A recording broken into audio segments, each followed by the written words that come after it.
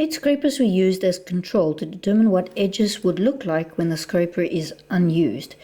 The edges are unpolished with no rounding present, and rounded flake scars are present with smaller removals overlapping previous larger removals. A few step fractures are present but are randomly placed. So image A shows what a scraper edge looks like when pressure flaked with a bone point, and B shows what it's looked like when it's knapped with a stone. Image C shows the artifacts from Little Muck's shelter that's showing no use on those edges. Scrapers used on bone exhibit heavy damage to their edges presented as squarish flakes with multiple overlapping step fractures and crushing on the edge. Rounding and polish only appear once the edges has receded.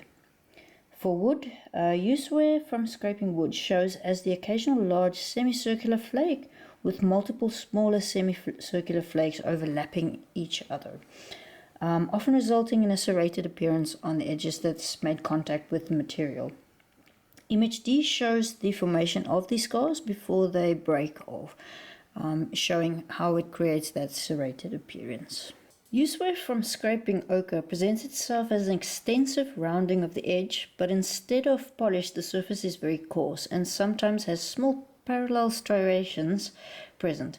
This is due to rock-on-rock contact where the different grains erode one another away.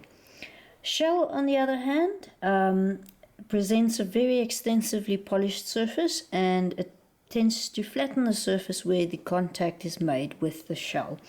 Scrapers used on hide exhibit extensive rounding and smoothing of the edge, with some polish present.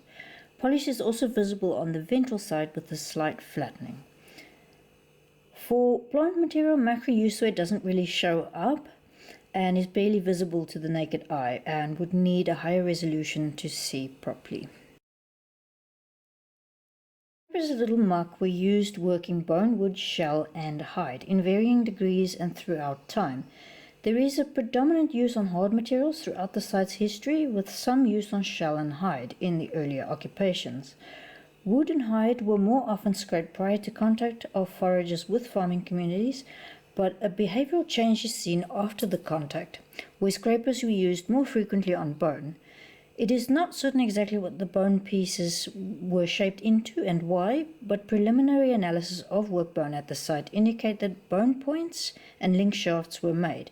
This could be for either direct trade with the farmers, or more likely the site was used for manufacturing hunting implements, and the hunted animal products were then used to trade with the farmers for goods that the foragers needed. This indicated that foragers were not just passively standing by watching change in the area, but were actively involved in the local economy.